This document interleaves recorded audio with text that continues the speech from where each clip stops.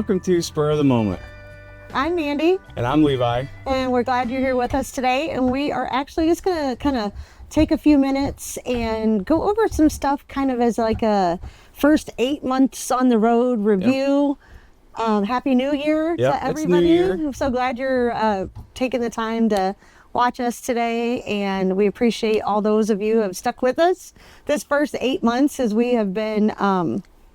trying to do stuff, record stuff, share stuff. Yeah. But New Year's is always a time for reflection. And we got into some conversations where we're kind of reflecting over the last 8 months as we've been full-timing. Yeah. And we thought, you know what, this might be an interesting enough episode that we can film it.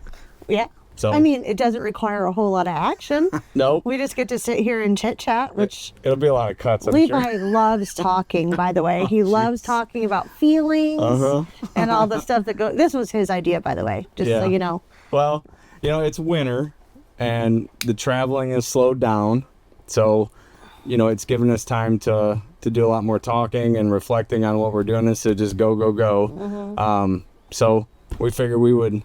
throw some questions out there to each other and throw back some answers and see how it goes. Wherever you are right now in this beautiful country, or if you happen to be watching us from somewhere else, whoa, exciting. We've gone international. Yeah, we're in Northern Ohio. Yes. And it is cold. And it's cold. Well, not today. Not today. It was 37 today. I wore a t-shirt. And the sun was shining and it felt balmy today, but we are looking at a high of 2 degrees this coming Monday. So that'll be fun. Awesome. That's the high. Yeah, the high. So pray for us wherever you are. So let's get into some stuff that we were going to talk about. So we're going to ask each other questions and then answer. Oh, like an interview? Yes. So I'll interview you and then you interview me. Okay. All right, first question. How do we decide where to go or to stay? Oh, yeah, we do get asked that a lot. Like, how do you guys figure out where you're heading next, or where do you want to camp next, or how you're going to park your rig, or for how long? And I would say that's based on needs right now, because for those of you that have stuck with us and watched us from early on, we have a full-time job situation that we still have to work every weekend. And I also help out at our church office when we're home. So we both have some responsibilities when we, every weekend. Yeah. So we have to be close enough to get back. And then on the weekends, we got to find somewhere to stay local. So that dictates our decisions. And he only has so much vacation a year because we're not remote. So we have to base our longer stretches of trips when we go to do things like, when we went up to, Canada, when we went to, like North Carolina, things like that. We've got to use vacation time. Otherwise, we try to decide where we're going to go that's within, between 4 and 6 hours max every week during the nice weather. And then on the weekends, we stay at about one of 4 state parks that's local enough for him to commute to his job, and then I can get back and forth to church on Sunday with my family while we kind of reset, and then Mondays we usually take off again. So for us, that's how we decide is, hey, it's Monday, we haven't gone to this state park yet, or hey, we want to go, let's go spend the weekend. There's some Instagramming, right? Oh, look at this my gosh, place. yes, like that's, how far is that? Yeah. Oh, okay. It's only 6 hours. 6 hours. Let's go. We got, like when we went to the UP, I had just been watching all these, between other YouTubers and, travel vlogs and, things like that you do when you're just kind of somebody that wants to get out there and see things, but you haven't yet. You get ideas from other people. And so then automatically I'm like, how far is St. Ignace, Michigan from Bowling Green, Ohio? And it'll be like, 5 hours, 42 minutes. I'm like, oh, we can do that. Let's go. How far is the Tetons? Oh, 24-hour drive. Okay, we're going to need a little bit more time to do that. So that's how we decide. So what is something that we did not know about RVing until we actually were doing it ourselves, or something we absolutely weren't expecting? Not expecting. I was not expecting the war on insects. Insects. Bugs. Insects. bugs. Yeah. So obviously, Enunciate. you're at campgrounds, so you're out in nature, and we do a lot of state parks, so they're a little more naturey. Yeah. But every time you open the door, there's lights in here, there's not lights out there, and they just swarm. They do. Yeah, it's a constant battle trying to keep the bugs out there while you're in here. But Christmas just happened, and I got a couple nifty gifties. Nifty! They are nifty. They're nifty gifties. I got this. It's a bug zapper. Yeah. Abby and Micah got him this. Slaughter. He's excited to try this. And I got a salt gun. Oh, yeah. Okay, so Kevin and Sarah, my brother-in-law and my sister, they got Levi this salt thingy. So you just put table salt in it, and then you shoot it at bugs. And apparently it's fun and practical. We'll see. Untested. Yes. Both of them are untested. Because we got them at Christmas in Ohio. It's winter time, so it's winter. Probability of mosquitoes right now is... Yeah, I saw on the Weather Channel that we're at a low mosquito risk right now. That's good. So bonus. Bonus for cold Ohio. Yeah, definitely. All right, same question for you. What was something kind of unexpected? Unexpected challenge. An unexpected challenge. I'll let you speak on it, but I think for me, the most unexpected thing that I just wasn't quite prepared for is like the constant battle with water. Like, okay, so right now we're in the winter. We're in the middle of January in the Midwest. So it's cold. And like we had shared with you a few minutes ago, it's supposed to be 2 on Monday as a high with negatives, and like they're predicting maybe even in the negative 20s with wind chill. Yeah. On Monday. And so obviously we live in a camper. Even though we have a 4 seasons camper, we're still in a camper. We're not in a sticks and bricks house. So things, there's drafts, there's things that, and no matter how prepared that we thought we were, we weren't quite prepared for how few places have water for us to have access to. Now, not that we were naive, we did our research before we decided that we could do this in the winter in the Midwest. Yep. We were like, well, wait, there's like a whole list of Ohio State parks that are open all year round, a lot more than we thought, a lot more than you'd think. And they all say that they may have the water turned off at their sites if they offer that, but there's still going to be one source of water at every campground that's open this time of year. That has not turned out to be the case. Yeah, because even though they're open, they're still frozen. Yeah. So even like right now, the state park that we're staying at right now, it has water, and even their website, and even talking to the park ranger that kind of toodles around, he keeps saying, well, the water's on at the marina. Yeah, it is, but it doesn't come out. Right. It's frozen. But even before winter, it's been, because we choose to stay at state parks versus like resorts. Like KOAs and so Jellystones and so since we choose to do that, because the sites are bigger, there's more nature, we feel like we're closer to the hikes and some of the waterfalls and things like that. A lot of those sites just don't offer water at the site, so we're in a constant battle of using up all the water. And he's always calling me a passenger princess. He teases me that now, since he just got back from a business trip, that apparently I'm a stay-at-home princess. That's too. right.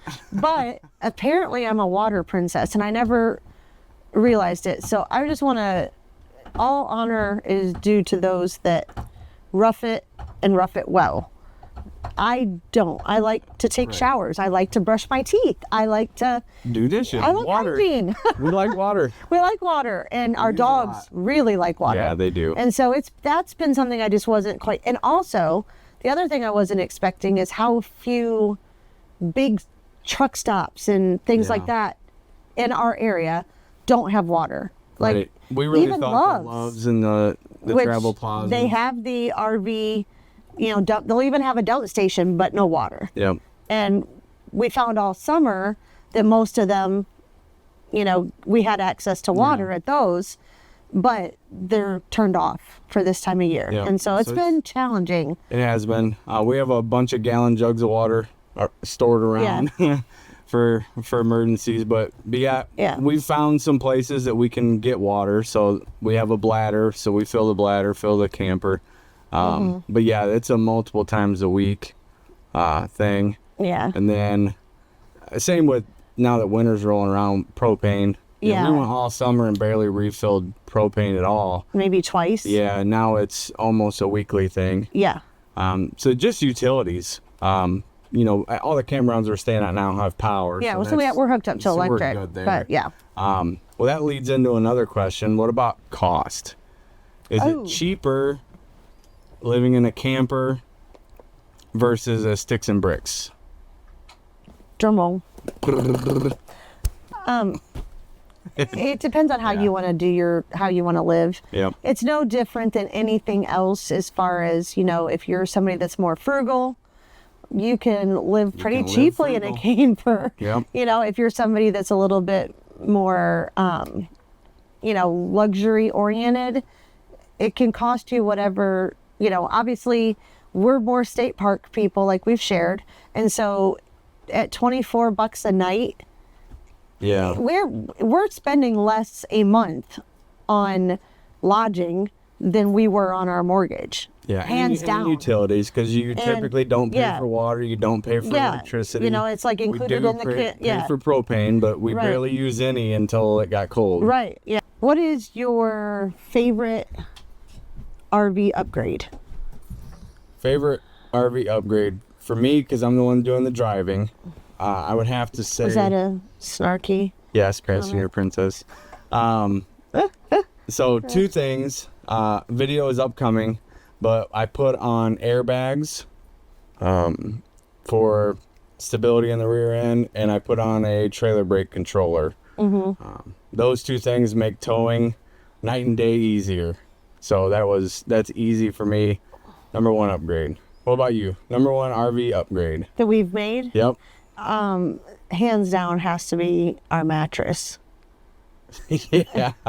You mean that gymnastics pad wasn't doing it for No, you? just wasn't cutting it.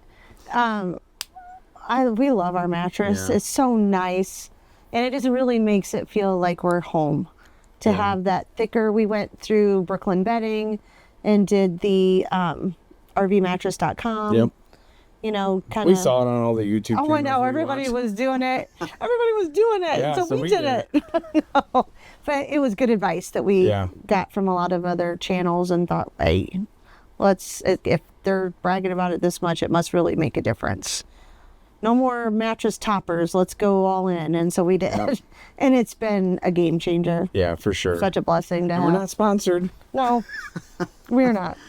What's something that was an expected challenge for you that you knew going in that, okay, this is just going to be something we got to deal with and something we got to do?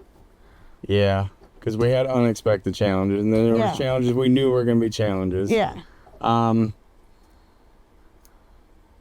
Still being busy, because we do come back local. I have to work. We've got family obligations all the time. There's always something to do. So it was partially expected. I knew that there was always going to be all this stuff to do, but it's not, hey, we're camping full time, so we're sitting around a campfire all the day, time. every day. Reading books, laying in the hammock. No, sitting around a fire, no. We do, though, spend tons more time outside. We do, for sure. So much more time out. Not right now, but much more time outside and doing things we didn't do at our house. Yeah. We weren't. Still meals to prepare. There's still laundry to do. There's still dishes to do. There's still cleaning to do. Still got to pay bills. Still got to work. Yeah. Still got to, not that you have to, but we still have family events that we want to be at. Yeah. So that didn't change. Yeah. We're busy. We were busy before we moved into the camper. We're busy now that we're living in the camper. And I think that everybody kept saying, oh, won't it be so great to slow down, to just live life slower? And I'm thinking, yeah, that's not really us. It's not us. We didn't have on rose-colored glasses thinking that we'd be on permanent vacation. That was, we expected that life was going to be life. Yep. And so many people advised us that however you live in your sticks and bricks, whatever you're like, whatever your daily grind is, it's going to be the same in an RV unless you're, Yep. you know, just because we're not retired. Right. And we're still wanting to do things and see things, and we still have obligations and things like that. Eating the same kind of meals. Yeah, they said how you eat at home is how you'll eat in your RV. Pretty much the same menu. And I was like, oh no, just wait. We're going to eat so healthy. We're going to stop with all this run. But we're on the go. Yeah. Still, just like we always were. Yep. And so we're sometimes making poor choices with what we eat because it's convenient and we're on running, you know? Yep. Go, go, go. Yeah. And I think one of the things that I expected to be a challenge that lived up to the expectation was traveling with our dogs.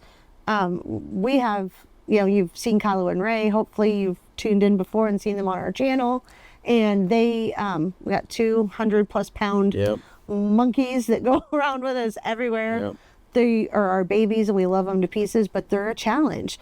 Kylo has severe anxiety. Especially in the truck.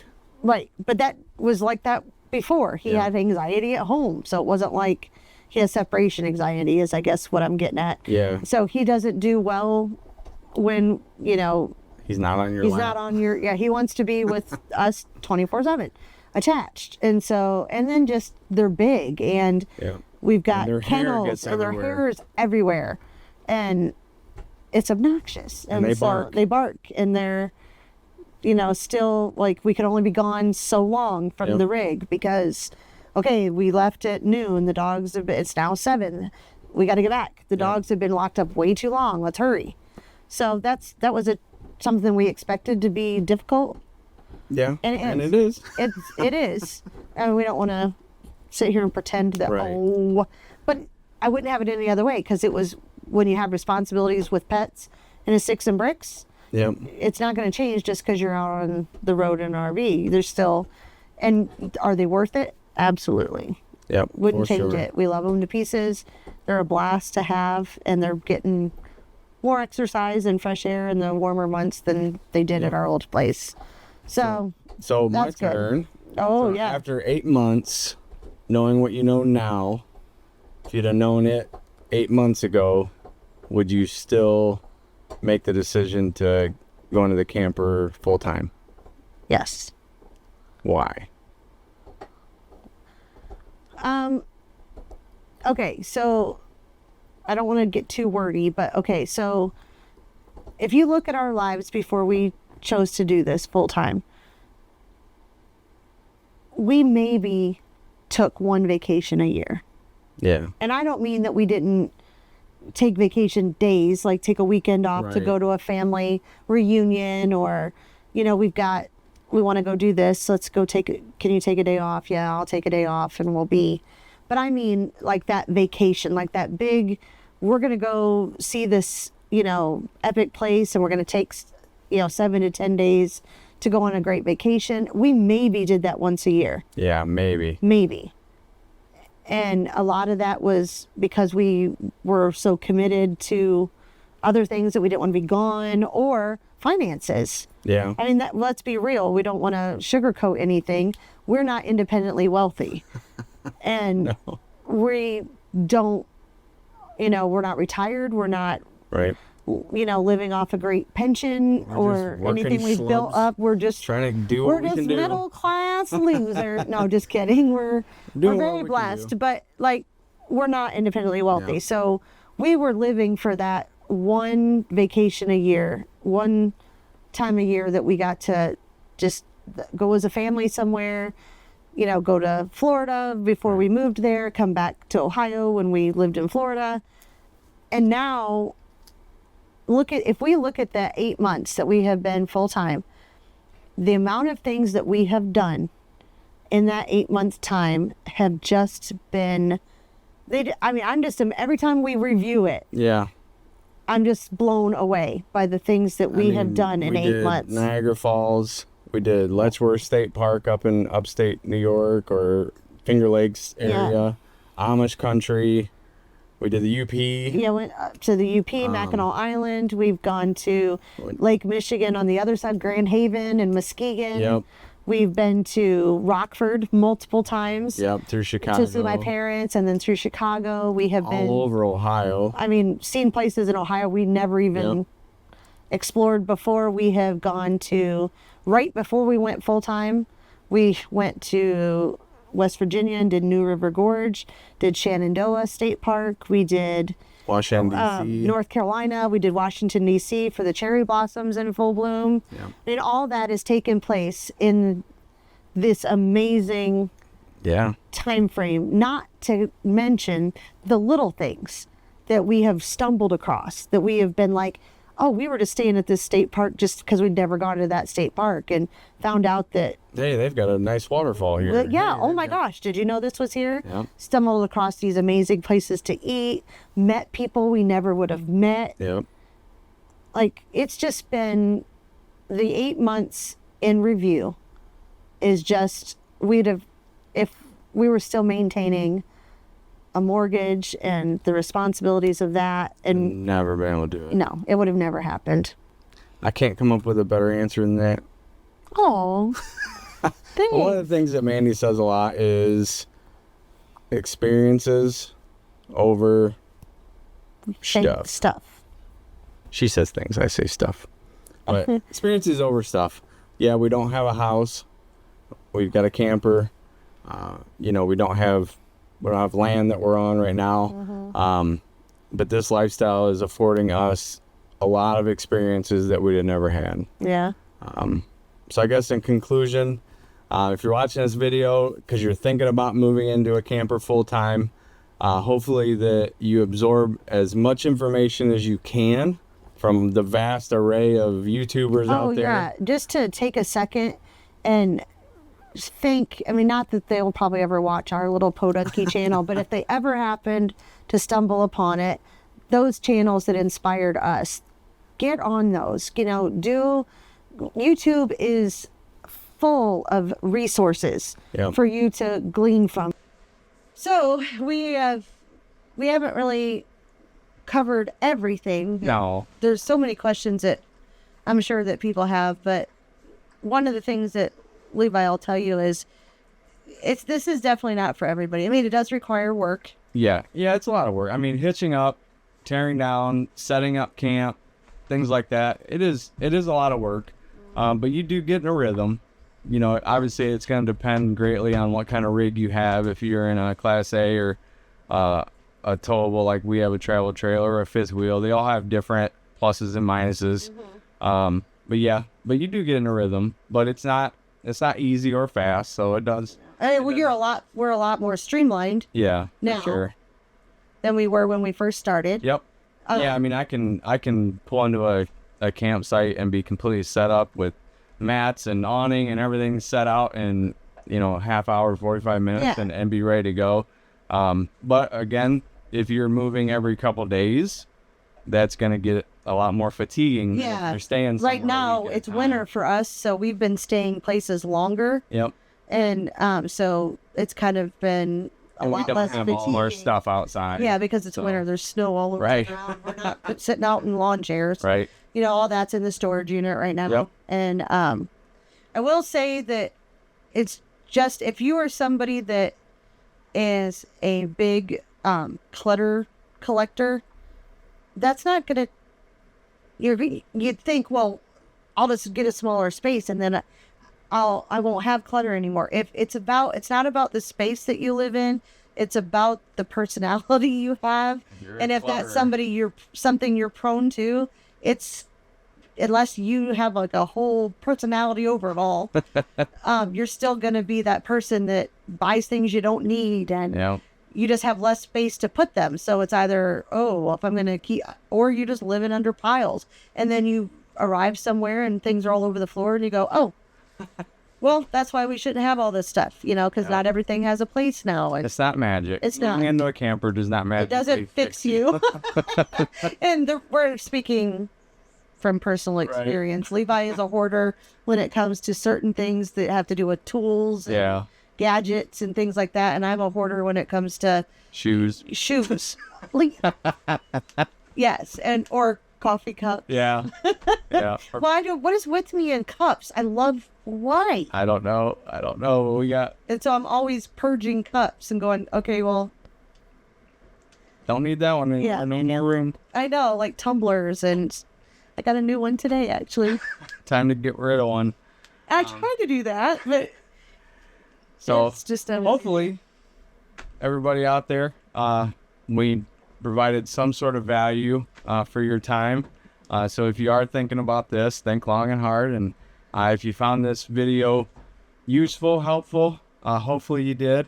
Not trying to sway anybody either way. We don't want you to. We're not trying to like give you any signals right now or anything. Oh wait, give us a like.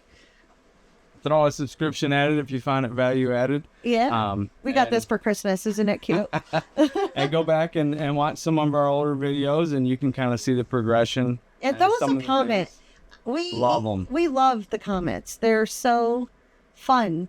We just get excited that somebody took the time, even if it's not the, greatest thing we've ever read. Right. It doesn't matter. We're just so thankful that somebody cared enough to. And look at it this way. We're small enough where we answer all the comments. I know. I'll talk to you right away. I'll just like, woohoo, a comment.